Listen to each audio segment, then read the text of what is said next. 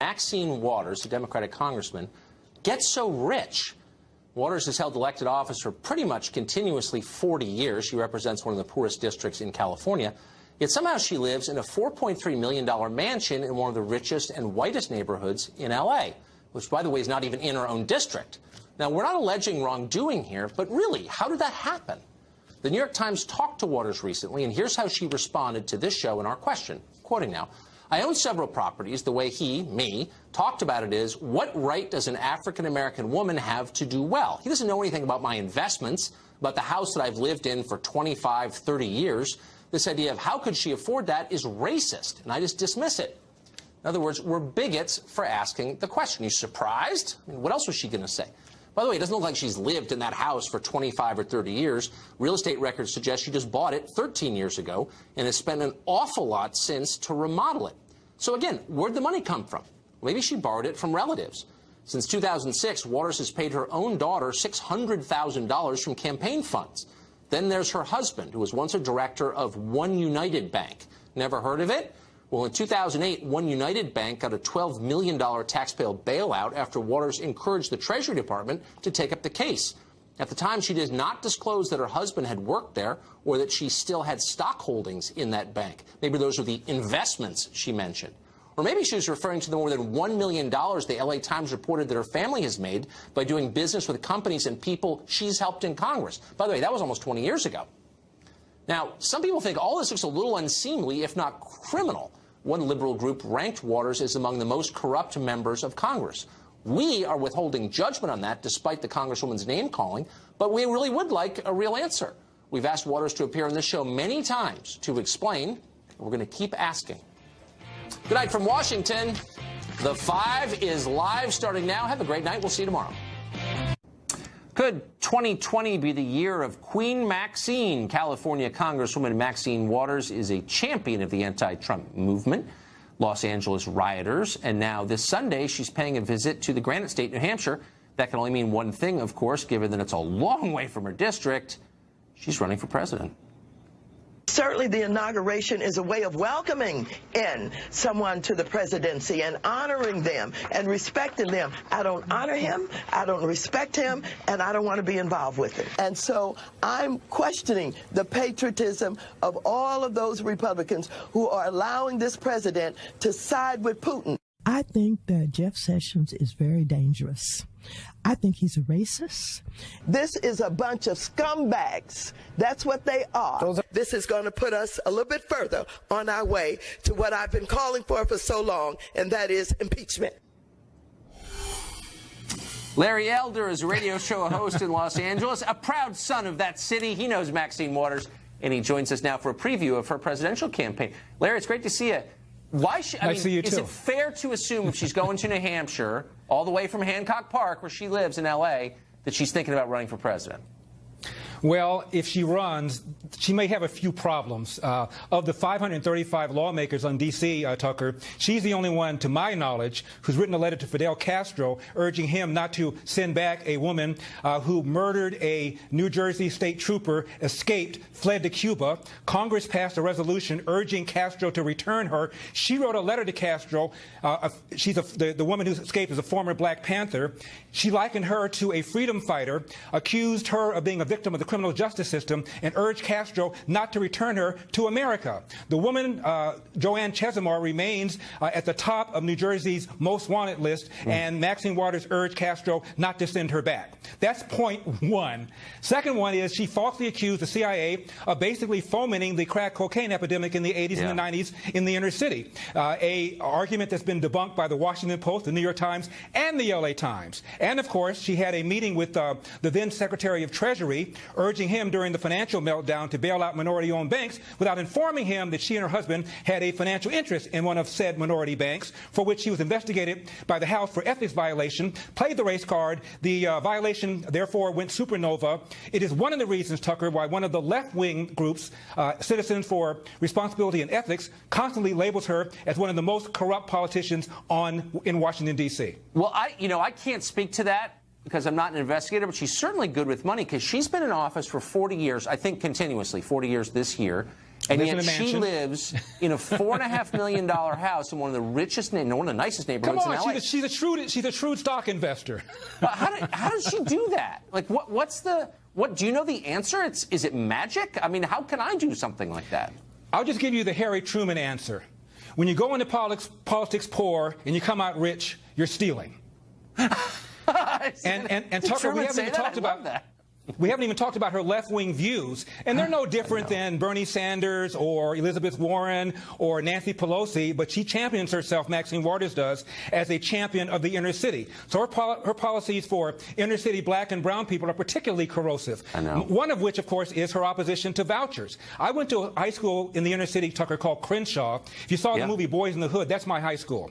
Right now, 3% of the kids at that school can do math at grade level. But if you live across the street, you are mandated to send your kid to that school. Republicans want to give that person across the street a choice to say, hell no. Democrats want that person to send their child to that school no matter what. That alone is a reason that people ought to reconsider Maxine Waters, and black people in particular ought to reconsider their allegiance to people like Maxine Waters that are doing a great deal of damage to the inner city. And if she runs for president, I hope you will be our Maxine Waters correspondent from L.A. Larry, great to see you She will tonight. not get my vote. She won't get my vote. Yeah, but you can cover her for us. You'll be our man on the scene. I would love that. Thank you. Larry Elder. You got it. Great to see you. Remarks that California Congresswoman and progressive hero Maxine Waters recently made about HUD Secretary Ben Carson. During a speech on Saturday in New Orleans, Waters said that when Carson appears before her congressional committee, quote, I'm going to take his ass apart. Excuse me. Quote, Carson knows nothing about the mission of HUD, Waters continued. He doesn't care about people in public housing. He believes that if you are poor, it is your fault, and he doesn't know the difference between an immigrant and a slave, whatever that means. Now, we've mocked Maxine Waters before on this show, but we should take her seriously on this subject. Congresswoman Waters is a confirmed expert on the question of housing, especially her own housing. Consider where she lives. In a 6,000 square foot, $4.3 million mansion in one of the wealthiest neighborhoods in Los Angeles.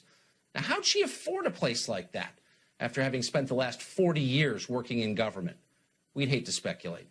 How does she keep getting reelected despite not living in her own congressional district? No clue there either. The district Waters actually represents in Congress has the second highest percentage of African-American residents in the state of California. Now, the neighborhood where Waters actually lives is just 6% black, or as she might put it herself, if she didn't live there, it's segregated, like 1950s level segregated. And as we mentioned, it's really, really rich. So how did Maxine Waters pull off a housing coup like that? Who knows, but it almost qualifies her to be HUD secretary herself. Well, the Sanders clan is lawyered up. Federal agents reportedly are investigating whether Jane Sanders, the wife of Vermont Senator Bernie Sanders, committed fraud by lying on a loan application for Burlington College, which she ran from 2004 to 2011 and went under not long after that. Senator Sanders says this is all a witch hunt orchestrated by one man, attorney Brady Tenzing, who's managed Trump's presidential campaign in the state of Vermont. Is that true? Is it a witch hunt? We decided to ask the man himself. Brady Tenzing joins us tonight from Burlington, Vermont. Brady, thanks a lot for coming on. Tucker, thanks for having me. So let's get to the basis of the claim. So there was a story a couple of days ago touted by the Sanders campaign or office that the person who supplied the notion, who told you originally that Jane Sanders committed fraud on a loan application, in fact was passing on hearsay, and therefore, says Senator Sanders, this whole claim is false. How do you respond to that? Well, thanks for bringing that up, because there's been quite a bit of confusion over that issue. Now, there's two aspects to this claim. The first one came about as a result of a letter that I sent to the United States Attorney that presented facts that were called from Public Records Act requests, and those facts were analyzed. Right. And then after that, there was quite a bit of reporting done by excellent reporters at 7 Days and Vermont Digger. Those are firmly based on facts and figures and analysis. There was a later bit of evidence that came to me after the school closed, where a state legislator told me that a bank executive told him that the Sanders office interfered with the loan, and as a result of that interference, the bank wrote the loan conditions so stringently that the college failed. Huh. Okay, so that is not even related to what I understood the court claim to be, that Jane Sanders borrowed more than the college could hope to ever repay, and in fact was not able to repay it and went under as a result, and that constitutes fraud. Is that true, do you believe? Well, all right, so Jane Sanders bought a huge piece of property from the Catholic diocese. In order to buy that property, Right. she had to borrow $10 million, 6.5 from the bank, about 3.5 from the Catholic diocese. Now, in order to get those loans, she had to confirm guaranteed donations of $2.6 million. Of that 2.6, the school was only able to collect about 25%. So does that constitute fraud, do you believe? Well, it certainly is something that needs to be looked at. And of the confirmed donations, 3 of the donors have come forward to say that the school overstated their pledge amounts. Ooh. So here's what I don't understand. I don't think anyone contests that Jane Sanders' tenure as the head of Burlington College was a disaster in the end for the school, which, as we said, no longer exists. She walked away with quite a bit of money. How did that happen? When Jane Sanders was asked to leave by the board, she lawyered up back then and was able to extract a $200,000 golden parachute before she left.